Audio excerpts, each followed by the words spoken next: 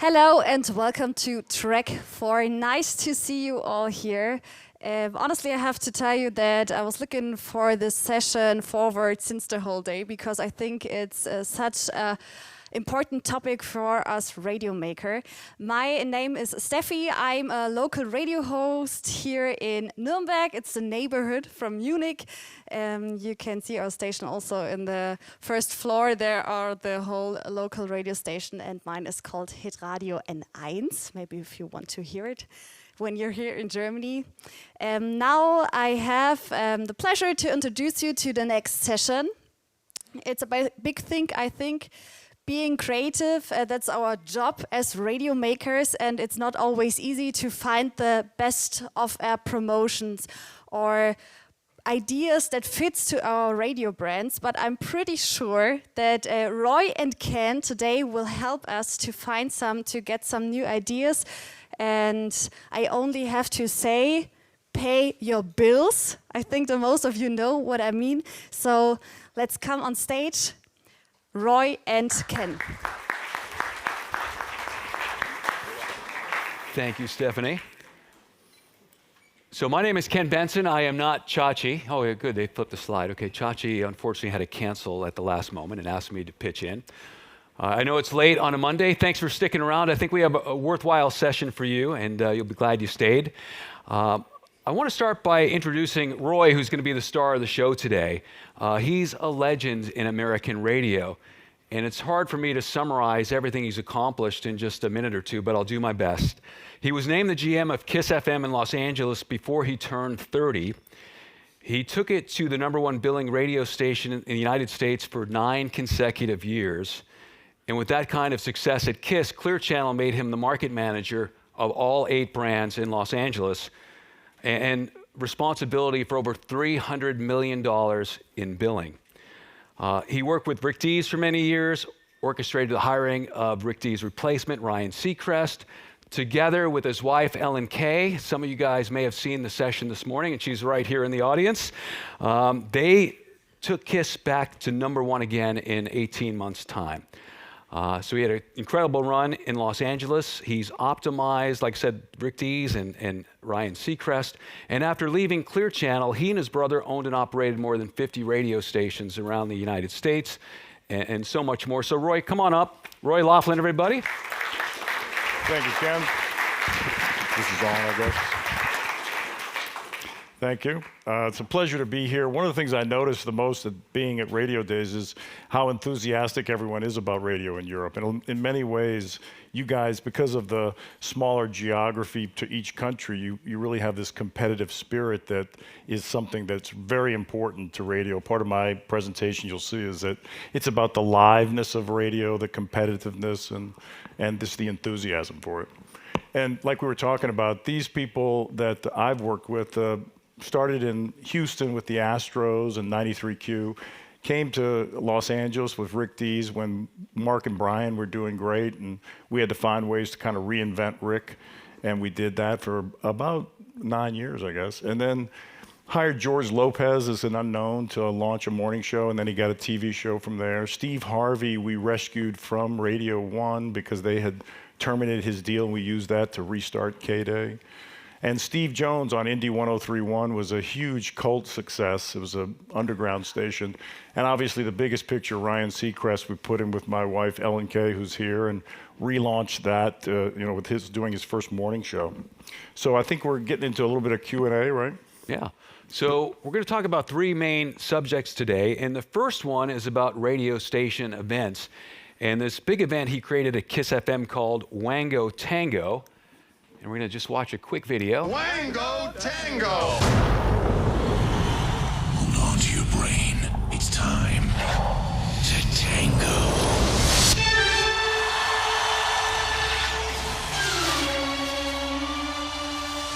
Wango Tango, the biggest single-day multi-artist festival in America. And thousands of people turned up for Wango Tango. Wango Tango taking over the Rose Bowl today, the annual concert drawing some big names. The Rose Bowl, Wango Tango, and KISS. Muchas estrellas. Año con año se celebra el festival Wango Tango. Wango Tango Fest in California. We're at Wango Tango, which was this big concert. There's that Wango Tango. Hey everybody, welcome to Kiss FM's Wango Tango 2003. This is the ultimate reality show. Unbelievable coverage on that. So Roy, you've been wildly successful as a general manager, an entrepreneur, and then also as a talent coach. And we see, you know, big name American talent you've worked with and had big influences in their careers. But most of all, you tell me you like to be called a promoter. Why? Yeah, that's we talked about like what you're promoting. Is it the personalities? Is it the music? Is it an event? Everything from all, when we were trying to make this as big as we could, everything had to be bigger than the radio station. It couldn't fit in the radio station. So like a lot of times people talk about like a goldfish will only grow the size of its bowl. So the idea was that everything could live outside the bowl. So if we looked at it, like we would never call it Kiss Concert, we wanted to call it Wango Tango and have no association with Kiss so that it could be bigger than the radio station.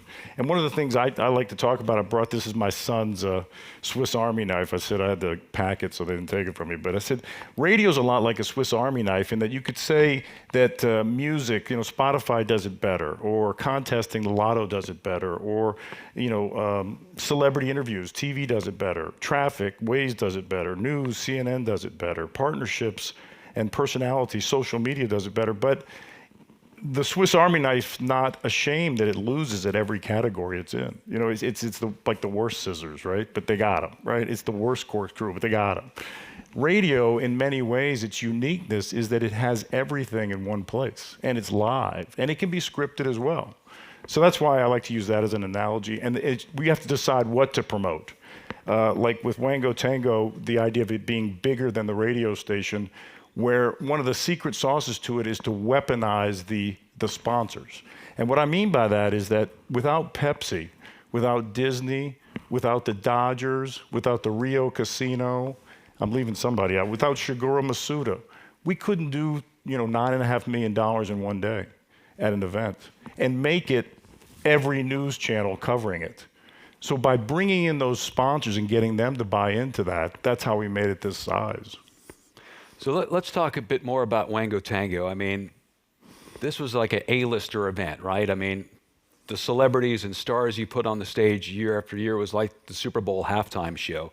And here's just a few: Mariah Carey, Taylor Swift, Usher, Maroon 5, NSYNC, Katy Perry, Madonna, and Britney Spears, just to name a few. I mean, incredible talent, the best in the world. So how do you do that? And most off, I mean, a lot of stations, when they start, including myself, the first time we did a station concert event like this was a very small scale. But you went big right from the beginning, Roy, with the first venue, I think, was 60,000 seats. Yeah. That's really ambitious. What was the reaction to that? I imagine there were some doubters that said, what are you, crazy? We weren't going to do it unless we had the sponsors. I mean, you know, the company was not going to, you know, front that. They couldn't take that kind of risk, you know. We had to get the Dodgers in. We had to get all the people I just listed off. And that's why I use the word weaponizing the sponsors, whether it's Wango Tango or Christmas Music or Pay Your Bills. We'll talk about those two in a minute. But we saw this as a ratings builder through press. We also saw it as a self-funded prizes to give away on the air. We saw it as obviously revenue generator and the best client party you've ever seen. Like backstage, everybody's back there with us. And then the AEs, when they go out and start to sell spots, the pride at watching the press coverage of it and the pride of being there and being a part of it, these guys could sell through walls after we do this thing. So all the energy and effort that went into it, some called it a distraction. I mean, I remember when after Lowry Mays had a stroke, we had a complete management change, and some of the new people were like, wow, this thing's like more important than the station. I said, yeah, that's the idea. You know, that it looked like it was a distraction to the station, but it was a way of attracting more people to the station. People who didn't even really care about the radio station. You know, they were interested in being at Wango Tango. Well, you mentioned a few of the sponsors already. So let's talk about some of the unbelievable things that occurred at some of the Wango Tangos. I know there's a Will Smith story. And then something happened with the movie Freaky Friday, which you guys may have heard of. It was out some years ago with Jamie Lee Curtis and Lindsay Lohan. They actually filmed a scene at Wango Tango. How does that happen? Yeah, the best summary I could say is one time Steven Tyler was standing off stage, and he was there because of the movie that movie, I just drew a blank on the movie's name. Armageddon, that's right. And he was there because the song was in the movie, and he was standing off the stage by himself, and I went up to him and said, you know, Roy Laughlin, General Manager, I just want to tell you thank you for being here. He said, I got a secret for you. You fill 50,000 people, 60,000 people at Dodger Stadium screaming for me, call me, I'll be here. And it dawned on me at that moment that the venue itself was as much of an attraction as anything, because they love he came out and played 3 songs. He's out. It's not going to hurt his concert. It's not going to burn out a date. He loved it, you know. So it wasn't some arm twisting thing. If you build it big enough, all of a sudden Disney calls us up.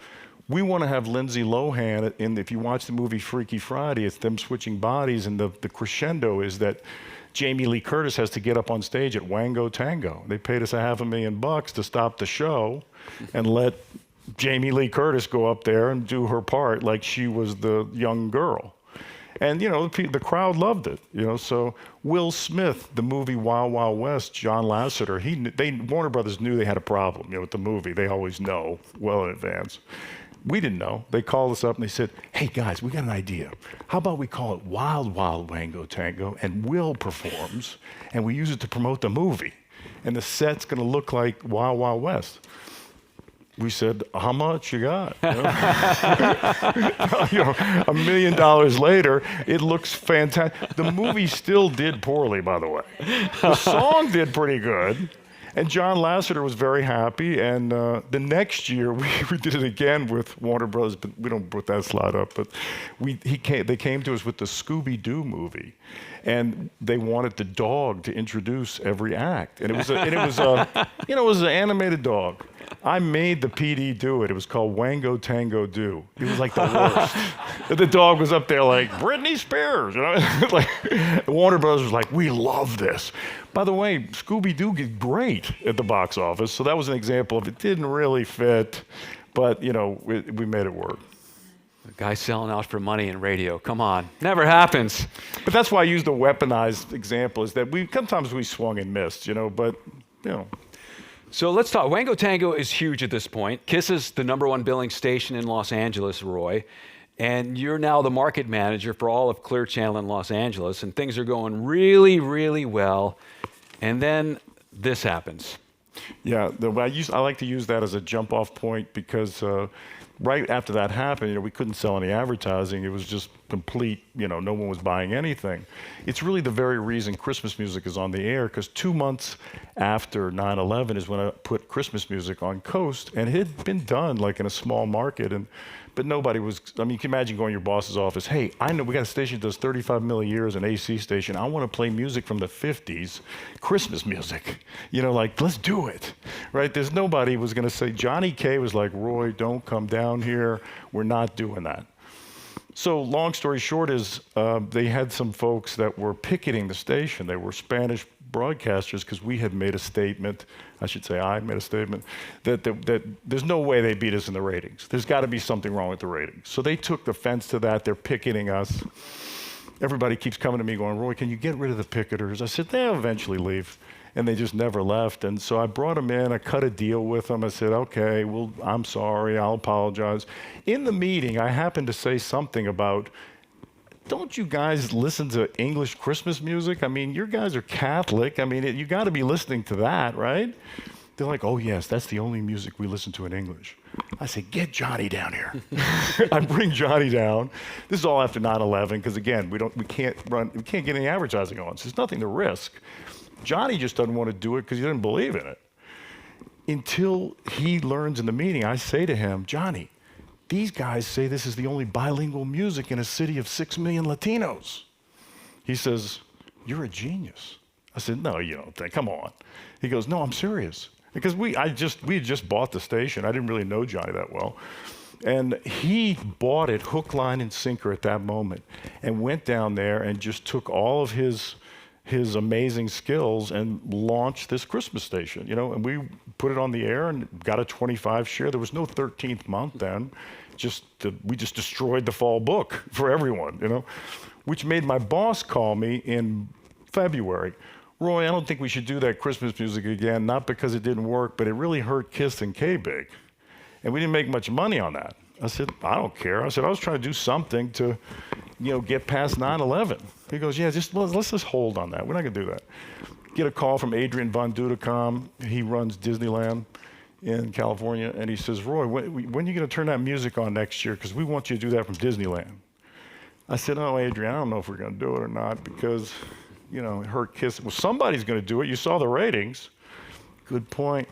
I said, well, we used to do 300 million in this cluster. What's it worth to you? What do you care?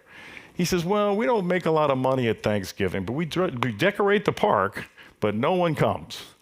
So we'd like to just decorate the park for Christmas on November 11th and have you be the one who tells everyone Christmas starts before Thanksgiving. I said, well, that's going to cost you. So he says, how much? So I get him up to about $5 million. I call my boss and say, look, these cats at Disneyland are going to pay us $5 million. We got to do this, And long story short, we did it. But without Disneyland endorsing that music, and without 9/11 creating a no-risk environment, I don't think we have this phenomenon on the air. Later on in the research, what I discovered was there was a Spanish station called La Preciosa, and they were just killing it up in Salinas. I called the guy up and I said, what are you doing to get like these gigantic ratings? I'm just an oldie station, right? He goes, no, we are Precious Memories. I said, that's oldies, right? And he says, very different. We are La Preciosa. I said, okay, what's the difference? He says, at 16, you picked the song you wanted to hear. That's your oldie. You picked it. But when you were a child, someone picked music for you. And that's when it hit me like, that's Christmas music, meaning that literally it's music that was put into your brain by someone else. You didn't choose it. It's not your oldie. It's your precious memory. And so therefore, nobody can take it out of your brain. So when you play that music, and from, at that point I realized this thing is going nowhere because it's going to just keep getting bigger and bigger, So Roy, you've got this philosophy about radio where you view it as a live sporting event. Yes. Okay, so we're going to find out more about that rather than this static business. Well, both. I mean, it's like a sport. They run plays, and they work. But then sometimes you run plays and they don't work. So I want to show you a play. Yep. Okay, sorry, this is American football. Not everything that everybody else here watches, but I think you'll get the idea. And if you need some explanation, we'll show some hands and we'll explain it. After Here you this go. punter drops the snap, he realizes he's going to have to make a play, so he looks for someone to throw it to. After seeing no one open, he just takes it himself, reversing field, dodging multiple tackles, and even trucking a player along the way. He broke tackles from almost the entire team and took it 109 yards to the end zone. One of the most athletic plays I've ever seen from a punter. And the point of this is not only did you can imagine, I mean, I wasn't there, but you can imagine it changed the belief system of the team. I mean, literally, like, if this guy can do this, I mean, certainly we can get like a first down or something. I mean, like, it changes the psyche. Could win the whole game on a play that was not called, that he probably would have got cut for, if he drops it, if he doesn't do that. And that play turns into a gigantic win. That's why I use this phrase: necessity is the mother of invention and desperation is the father of greatness, meaning the idea of the Christmas music coming out of such a disastrous thing, but done in real time, right? And it's not to downplay plans. That's not at all the point. The point is there's a book called The Black Swan, and it talks about how sometimes plans are so well put together that this big opportunity called a black swan swims by, and you're like, well, we don't have time for that. We have to work this plan. You're like, but that's there it goes. So I think there's just a great mix of that. Like, iHeart does a good job of this. If you look at, Bob Pittman's a genius. I mean, he created MTV and all kinds of stuff. So he really understands. We just launched a podcast with iHeart called Journalista, and it's a black swan. I don't think it was an obvious podcast series, but they bought into it, and that's where I think they're taking a lot of chances in podcasts like that. It's really paying off. So nothing you do is static because you jumped ahead. I did. It has the whole sequence, but we'll get through. Okay, so just a few more things we want to talk about Christmas music at Coast in Los Angeles, right?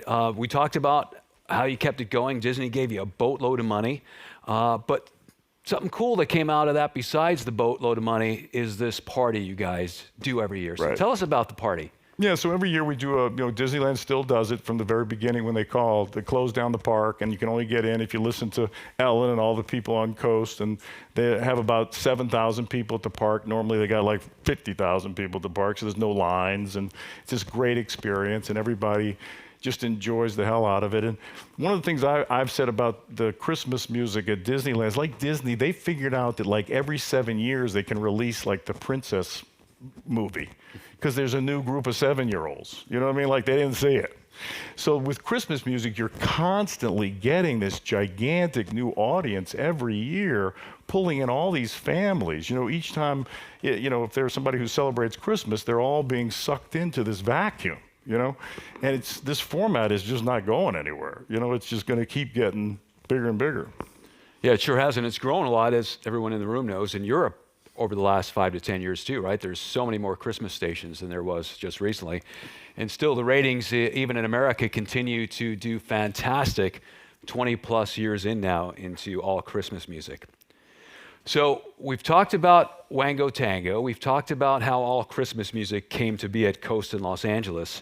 So let's get to the third point of the day. We're going to talk about baseball. And you sign a deal with the Los Angeles Dodger baseball team for 5 years for $50 million. And they were making 25 over the 5 years before that. But the difference was we launched a 24/7 sports station. So we were able to monetize it 24 hours a day, as opposed to the original station had it only on for 6-7 hours, each night. So by doing it 24/7, you took this asset and you spread it across the whole week, and we were able to, make enough of a profit off of this gigantic. That's what it took to get them to leave. Like they weren't leaving KABC. They were very loyal to them, but at double the money, they did it. So then we started going around, to the advertisers, explaining to Farmer John, they were the biggest advertisers, the hot dog people, how we're going to do all these great KISS promotions, and they need to spend more. And they're like, yeah, we're in. We love it. The number 2 sponsor was DWP, Los Angeles Department of Water and Power. They're not really they're a municipality, They've been in it for 44 years. I was like, why'd you guys get in it? Well, we built the stadium with Unical, so we've been sponsoring it since we built the stadium, since they moved here from Brooklyn. I'm like, oh, okay. But we think this is a good time to get out because, we should have got out a long time ago. We're not really sponsors. Oh, great. The year I get the team, you're going to leave. So what are you going to do with the money? So we think we should run this community program where we're going to pay people's water bills randomly. And I said, oh, you're going to get in big trouble with that. You don't know how to do a contest. You're going to have more complaints than you have happy people. I tell you what, you keep spending the money you're spending. I'll pay the bills. On Friday mornings, I'll have Vin Scully on with Rick Dees, and we'll pay bills. You just stay in the Dodgers for 1 year. Give me time to get some new sponsors. Let's go. They said, oh, okay, we'll do that. I come back, tell our program director. He's like, we got to do what? I said, it's not that bad. It's just for the season. He goes, the season is like 9 months long. Every Friday we have to have a 78-year-old man on the air paying bills with Rick Dees. I'm like, yeah, but it's just we can keep it short. He's like, oh, God. So we do it because, he's a team player. And he knows how important the Dodgers are to us. Time goes by. It's the second year. We have a new program director. No, I'm sorry. He wants to now that it does so well. We're in a focus group. They put all the things in there that we're paying money for, the birthday game, all these things. And then at the end, the guy says, hey, so is there anything else that you guys like about KISS? We love it when they pay those bills. I lean over, look at Dan. I'm like, that's my promotion. I said, whoa. I slipped the guy a note. I said, tell him to rank them. I want him to rank them. All the things the Wango Tango, rank them 1 to 5. It comes out number 1. I said, geez, it's the thing that we're making money off of, right? So he decides, I'm going to do it every January. So we do it in January. We get a new PD. He comes in, super smart guy, and he says, what's with this bills thing? It's not Women 1834 at all. I said, I don't care, man. You could change it. I mean, I just had to do it like 3 years ago to keep these guys on. Then Dan liked it. He kept it on. I didn't make him keep it on. And so he goes and does his own research and comes back and goes, holy shit, this thing is huge. I'm doing this every day. He's like, and so he starts doing it every morning, with the bills. And then you go, it's like everywhere. I joke around with my son and my wife. I say, you're in a city here. Pay your bills. I'm all like that is that DWP promotion. I have to twist those people's arms. But the reason I bring it up is there are gold mines out there with the advertisers. If you take their money, their initiative, bring it back to your creative team and say, we're not doing this just to help them. Let's figure out a way to help ourselves while we're executing this for them. So it's not a win-lose, It really is a win-win, So that's why we picked Pay Your Bills. I have a couple other ones like that, but that was the one that made the most sense. So let's play the TV commercial for this. After 7 o'clock, we are going to be a team of guidance counselors I'm glad right you're here doing on that. KISS FM. Because, high school's scary. You going to put your headphones on? Oh, yeah. Sorry. Do you know that we're on the air? I do. Because, seriously, and the reason I have to bring it up is because there are kids listening, and some of the things that you say off the air Right, just I can't be didn't aired. know we were on the air. How long have we been on the air? Like 2 hours. Every weekday morning at 6:10 and 7:10, 102.7 KISS FM pays your bills. Yeah, so that commercial, we like to use that as a reference point because we couldn't really get the air personalities to be, we wanted them to be authentic, right? But the commercials would be like them reading a script, even though how hard you could get them to act it out. So we just put cameras in there and let it roll. I think one of the funnier ones was the one at the end that Ryan and Ellen didn't want me to use it. It was Ellen. She's doing the news, and Ryan's got his coffee, and he's shaking his head, looking at her, and he goes to sip on the coffee while she's talking, and the whole thing just pours all over him. It's scalding hot. He's like jumps up. The coffee's falling all over the place, and Ellen just keeps doing the news, he's like this, and then she goes, "Are you okay?" And he goes, "I'm fine." So the idea was that the audience loved that commercial because the idea of it, that's kind of what was going on that they couldn't see. So it dawned on me that everything we could do to be live, but also scripted, kind of a merge of the two. And you can go back to War of the Worlds. I mean, that's kind of the grandfather of the thing. He's up there telling you about, aliens landing, right? But are we supposed to believe this, or is it just interesting? You don't know where that line blurs, right? So we've talked about Wango Tango, All Christmas, Pay Your Bills, become enduring brands, not only on these radio stations in Los Angeles, but they've captivated the entire market, many of these for 20 plus years at this point, Roy. So why do you think they've endured? I think these are people they bring them to a better place. They like the idea of somebody paying their bills, right? They like the idea of Christmas. They like the idea of we never use the F word when we describe Wango Tango. And to me, the F word was family, right? Because family meant that it wasn't cool, right? Because we could just lose all those people. But we wanted it to be an ultimate family thing. But if you look at Disneyland, they never say family. But the whole thing is about family, you know what I mean? But they always market it much cooler. It's, moms with strollers, going to Disneyland, but they don't show that. They show young couples having fun and grad night. So, I think if you make sure that you're able to keep it, something that people want, they want to go have fun at a big concert with their family. It literally is the only concert that we ever that you could go to with your mom and your daughter. Taylor Swift is that phenomenon now, but we tell a story about how we had these promos, and we loved these promos for Wango Tango. We'd sit around and listen to them, and when we'd play them, we had a deal with tickets.com, and we could see exactly when people were buying the tickets, right in the early days of the internet. The promo would run, and we're like, man, this is great.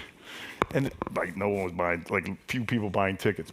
Our midday guy gets on the air and goes, man, this is the show that my friends tell me that they can bring their kids to. They enjoy just as much as the kids. Selling tickets like crazy. We're like, wow. And it wasn't that jock was so influential. It's just the words he said were better than the words in our promo, even though we thought the promo was the best, but what he said sold tickets, So let's talk about what this book means to you. Yeah, I like that. My son is here. He's a senior at Stanford, and I told him, I said, I'm not smart enough. I went to LSU. So I said, I'm not smart enough to really understand what they're doing there, but send me the books that they make you read. So I read them just because, there's their reading list. They're not necessarily new books. They're kind of older books, and one of them was Anti-Fragile. And as I was reading it, I was like, wow, this is radio. This whole book's about radio.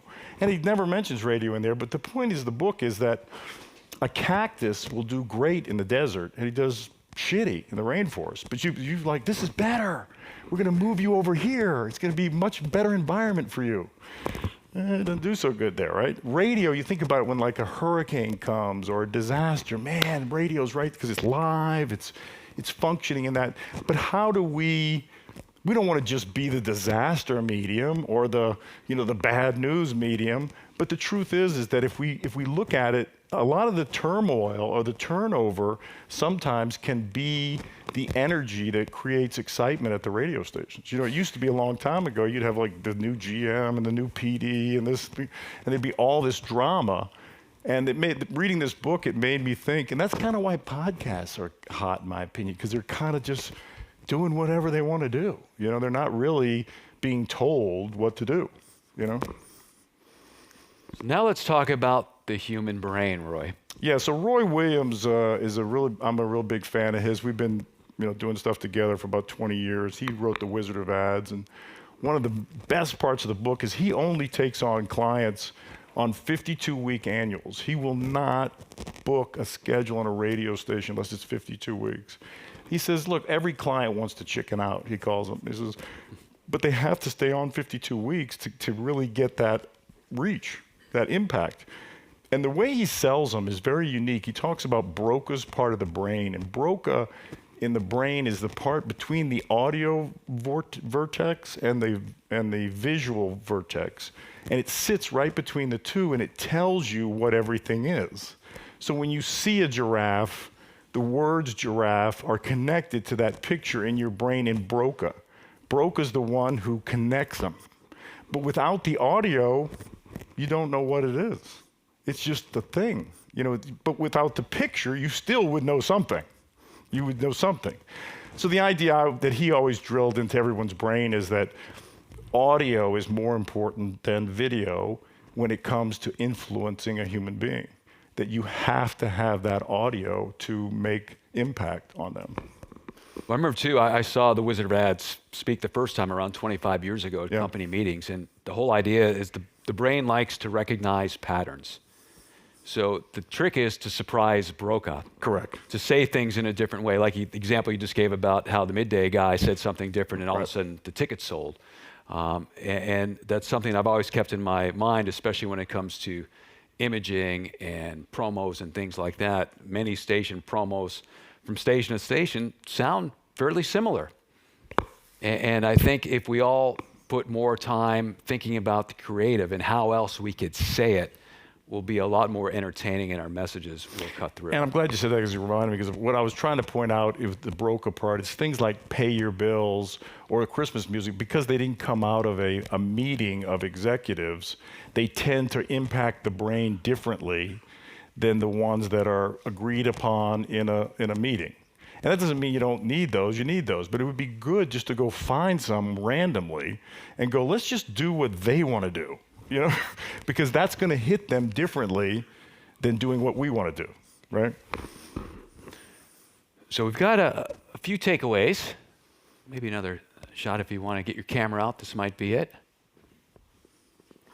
Yeah, so number one being radio is a sport, and that's where I like to say sports they spend a lot of time designing plays. So nobody's down on designing and planning or anything else, but they also will tell you that gamer, the guy who plays on the day the game comes, or when the fumble happens, what happens, you got to have both of those, the live and the scripted, and seize the opportunities when they're there. I mean, I don't know, not to get too deep into analogies, but you'll see like a defensive back get hurt and the other coach is like, oh, they're throwing that deep on that guy. Because now they got the second string defensive back in. That could be the whole difference in the game. That guy twisted his ankle for one play and now they're going to score. Nobody's going to write that anywhere. Oh, it's going to be 17-10, That's it. So radio's a sport. Based on a true story, the names have been changed to protect the innocent. Radio's an anti-fragile business, works best around drama, real or scripted. So when you don't know if something's real or scripted, if it creates drama and it creates attention, it might be scripted. And then with necessity as the mother of invention, it may suggest that fatherhood, paternity test of greatness is desperation. So sometimes just the best ideas come out of terrible situations. Did you come up with that yourself, or is that stolen? I did. I did when we were sitting around talking about describing how the Christmas music came about, because I couldn't explain it any other way, because 9/11 was just a big disaster in America, is emotional disaster, and it just created this opportunity to do this thing that just every year it keeps enduring. So we do have some time for questions. If anyone has a question, you want to throw your hand up there and come on, someone's got to have a question. Roy, you've answered all the questions. I appreciate you guys coming. I mean, I know that you're very, okay. Here they come, here they come.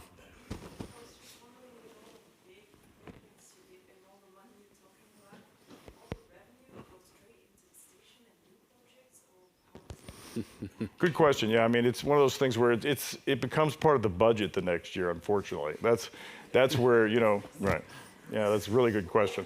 Because that's why we did the 2-day Wango Tango at Dodger Stadium, because we had to beat last year. Then we have the televised version on Fox, right? Then we have the beam it to Japan version. You just keep going, trying to figure out how are we gonna, because the way a publicly traded company works is you got to have better numbers than last year, which is in and of itself a big problem, right? Shareholder value. Yeah. Okay, wait, a question back on this side. Can you just tell us your name and where you're from? Yeah, I'm Misha, from Slovakia. Welcome. Thank you. Because all these things you talked about are in the past, so my question is into the future. What's the next big thing? I think you're right. I think AI is where, is a huge opportunity, and you look at AI and what it can do. We created Ellen's voice in AI, and the whole reason we created it was so we could customize that voice to each market. So like, for example, you'd never have her do a whole commercial in an AI voice because you could tell. And then people would just be like, eh. But doing a quick drop about the weather in Gulfport, Mississippi, saying those call letters and referencing a festival that's in Gulfport and maybe a high school that won state, right? Well, no national personality is going to sit around and read all that off on market 220, right? But with AI voice, you could start customizing it at a level where, and it's only a small amount, but a small amount can make a gigantic difference. If I'm a high school kid in Gulfport, Mississippi, and Ryan Seacrest mentions that my school won state and tomorrow it's going to rain, I'm like, this guy cares about this place. So I think that's the way you expand it, is you get more connected to the people in a way that you could never do before. And podcasts obviously are the future too. Another question.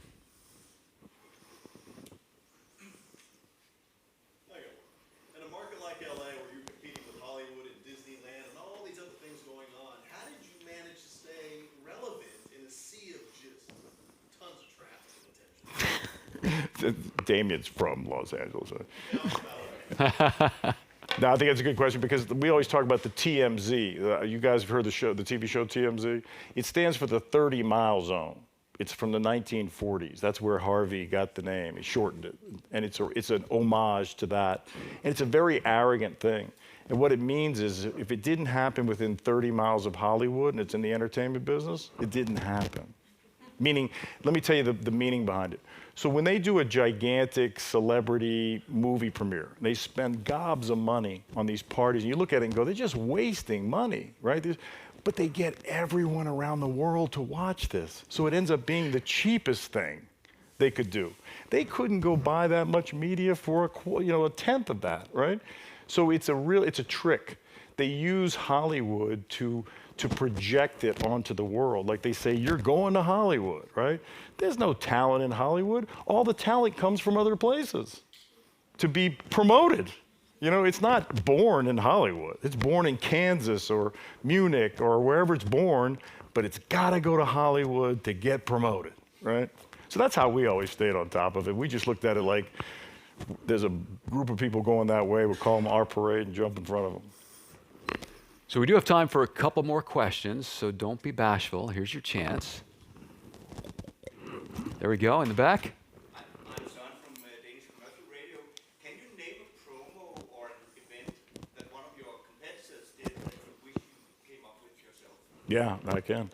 The K-Rock it's an alternative rock station, and we were super envious of them because they, unlike Kiss, they were super hip, like they're alternative rock, and there's just nothing, we couldn't break the new Modest Mouse back in the day. We just couldn't do it. So we flipped on this station called Indie 1031. It was with Steve Jones, and we made it cooler than K-Rock, and it was completely born out of jealousy of their, because everybody would tell us, oh, yeah, you guys are number one, but they're the coolest. We're like, oh, I just hated that, right? It's like being McDonald's versus the little hamburger place that everybody thinks is cool.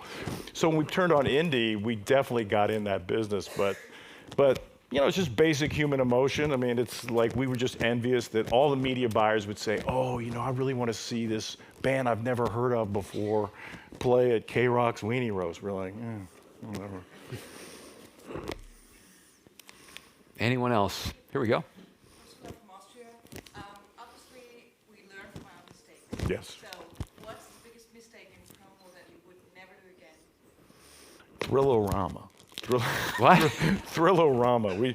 Thrill-O-Rama was, we got so egotistical about what we could do that we, after Wango Tango, we just like, Fox had come to us. They had this TV show called King of the Hill. You heard of it? It's an animation. He's like a hick, this King of the Hill. You know, he's like a southerner kind of good old boy. And we developed this concept called, if it moves, we'll blow it up.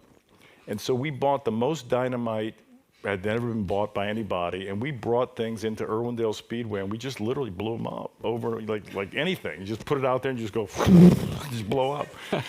And it literally happened about a month before 9/11, and the LA Times wrote an article and said, who are the fraternity?